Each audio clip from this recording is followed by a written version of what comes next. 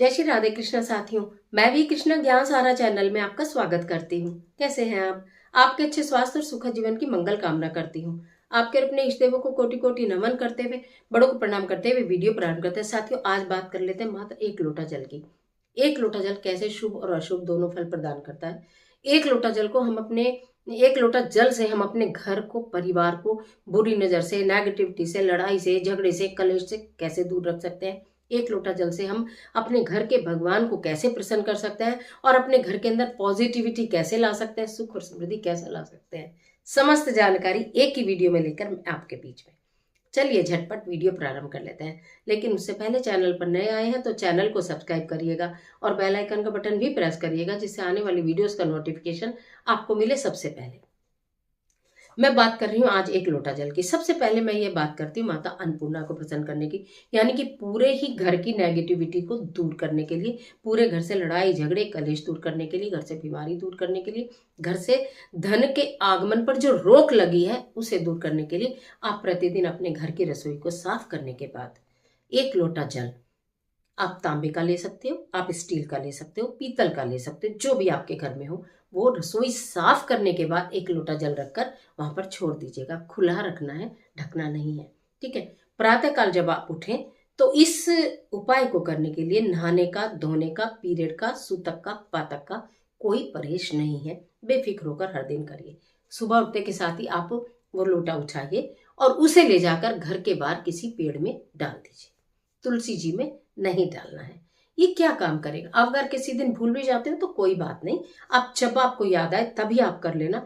ये घर से नेगेटिविटी को दूर करेगा, लड़ाई झगड़े को दूर करेगा, नजर दोष को दूर करेगा, बीमारी को दूर करेगा और घर में धन की हो रही हानि को दूर करेगा। ठीक है। ये है रसोई घर के एक लोटे जल का फल।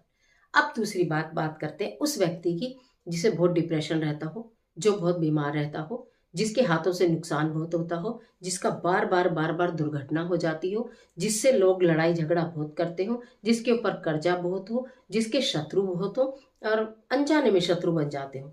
एक लोटा जल किसी भी पात्र में, ठीक है, उसके व्यक्ति के सिरहाने रखना शुरू करिए। वो व्यक्ति स्वयं भी अपने नीचे सिरहाने रख के सो सकता है, पर उसको रखने के बाद उसको पलंग से उतरना नहीं है व्यक्ति को। ठीक है। और जो दूसरा कोई रख रहा है, मदर रख रही है बच्चों के लिए, फादर रख रहे हैं, तो जब बच्चा सो जाए तब उसके सिरहाने रख दीजिए, या बड़े जो भी कोई घर का व्यक्ति हो। उसके बाद सुबह उठकर इसमें भी नहाने का, धोने का, पीरियड का, सूतक का, पातक का कोई परहेज नहीं है। उठिए, उस जल को उठाइए जो जल आपने सिरहाने रखा था और किसी भी पेड़ में इस जल को दे देना, तुलसी जी को छोड़ के। क्लियर मेरी बात? तुलसी जी को छोड़कर किसी भी वृक्ष में आप इस जल को दे सकते हो। घर के बाहर, घर के अंदर लगे हुए पौधों में नहीं देना है। दो हो गया लोटा जल। अब बात कर लेते हैं मंदिर की। घर के मंदिर में एक लोटा जल क्यों रखा जाता है?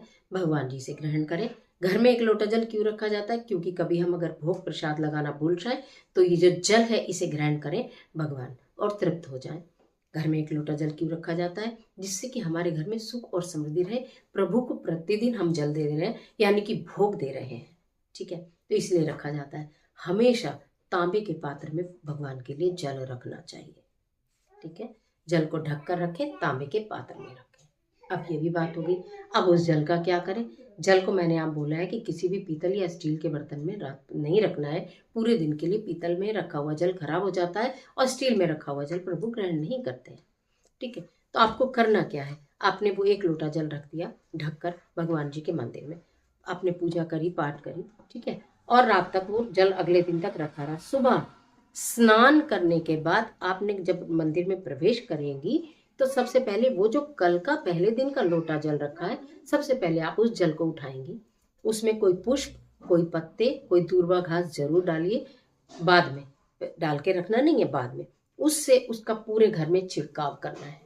उससे उसका पूरे घर के अंदर छिड़काव करना है। छिड़काव करने से क्या होगा? पॉजिटिविटी आएगी, घर में शांति होगी, लड़ाई झगड़े खत्म होंगे, सुख समृद्धि होगी, लक्ष्मी जी प्रसन्न होंगी। बाकी बचे हुए उस लोटे के जल को आप या तो पीने के पानी में मिला दीजिए, भोजन बनाने में यूज कर लीजिए, स्वयं ग्रहण करिए, प्रसाद स्वरूप बच्चों को दीजिए।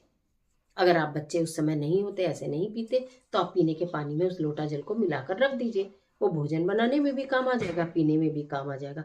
वो दिव्य प्रसाद है, वो दिव्य भोग है जिसे सभी देवी देवताओं ने ग्रहण किया है। उसको किसी भी प्लांट में नहीं डालना चाहिए।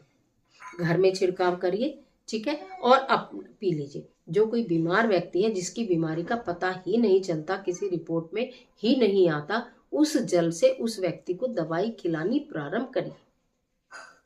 आप देखेंगे कि व्यक्ति ठीक भी होगा, उसकी दवाइयों के पॉजिटिव रिजल्ट आने शुरू हो जाएंगे। जो कोई बीमारी है वो धीरे धीरे दूर होने लगेगी। दवाइयाँ दुगना असर करेंगी। एक तो दवाई अपना काम करेगी, दूसरा वो जल अपना काम करेगा। तो डबल डबल काम होने से सारी चीजें ठीक होनी शुरू हो जाएंगी। माता लक्ष्मी प्रसन्न होंगी। तो जो मंदिर में रखा हुआ एक लोटा जल है, इसके साथ भूलकर भी हमें क्या गलती नहीं करनी है कि हमें पीतल में और स्टील में नहीं रखना, और हमें इसको किसी प्लांट या पौधे में नहीं देना, अननेसेसरी इधर उधर नहीं फेंकना। ऐसे ऐसे करके ऊंचा करके किसी फूल, किसी पत्ते, किसी घास की सहायता से आपको इस तरह से घर के अंदर, पूरे घर में ऐसे छिड़कना है जैसे आप अपने घर को पॉजिटिविटी दे रहे हो, अपने घर को सुख और समृद्धि दे रहे हो, माता लक्ष्मी को प्रसन्न कर रहे हो, इस मीठे भाव के साथ, ठीक है। फिर आपको उसको ग्रहण कर लेना, ये मैंने बता दिया। उसके बाद उस लोटे को अच्छे से साफ करिए, फिर पुनः उसे भरकर मंदिर में रखिए, फिर पूजा अपनी प्रारंभ कीजिए। अक्सर ये प्रश्न आते हैं कि पहले हमें लोटा रखना है या पहले हमें पूजा करनी है या हमें कब करना है। नहाने धोने के बाद सबसे पहले लोटे को उठाना है, पूरे घर में जल छिड़कना है, उस जल को संभाल के रख लेना है यूज करने के लिए। उसके बाद फिर आप अपनी पूजा, उस लोटे को साफ करके भर के रख के फिर आप अपनी पूजा प्रारंभ कीजिए। वो जल वहीं रखा रहेगा। आप प्रतिदिन भोग लगाती हैं तो भी और नहीं लगाती हैं तो भी, लेकिन वो भोग संपूर्ण हो जाएगा, ठीक है। तो ये मैंने बता दिया कि घर के मंदिर में रखे हुए जल से का हमें भूलकर क्या नहीं करना और क्या हमें जरूर करना है। किस तरह से ये 3 लोटे जल, एक वहां एक वहां एक वहां, एक किचन में एक सिरहाने। किचन में तो आप रखेंगे, अगर सिरहाने की जरूरत नहीं है तो मत रखिए।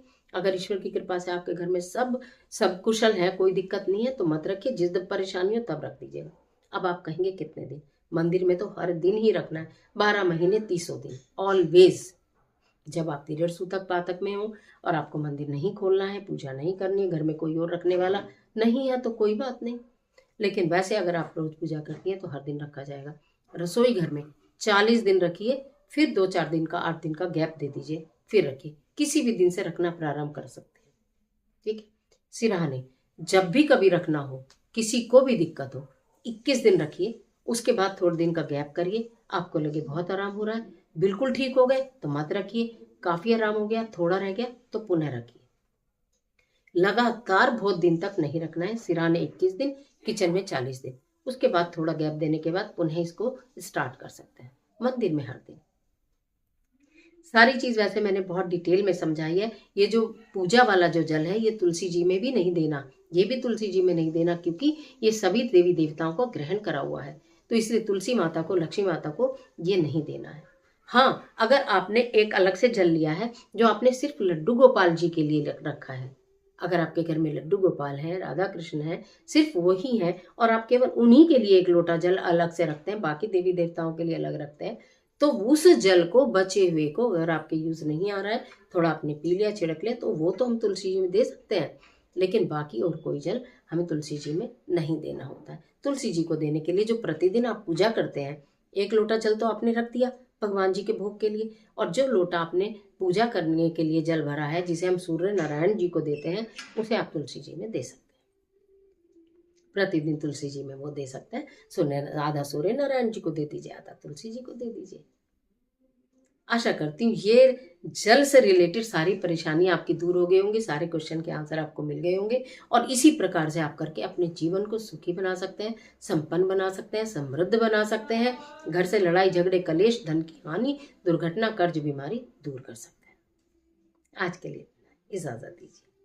मिलते एक और जबरदस्त वीडियो के साथ। तब तक हंसते रहिए, मुस्कुराते रहिए, अपना और अपने अपनों का ख्याल कीजिए। अगर वीडियो अच्छी लगती है तो लाइक जरूर कीजिए, फ्रेंड के साथ शेयर भी कीजिए, क्योंकि इसमें आपका कुछ लगने वाला नहीं, और एक लोटा जल आपका बदल देगा पूरा का पूरा कल।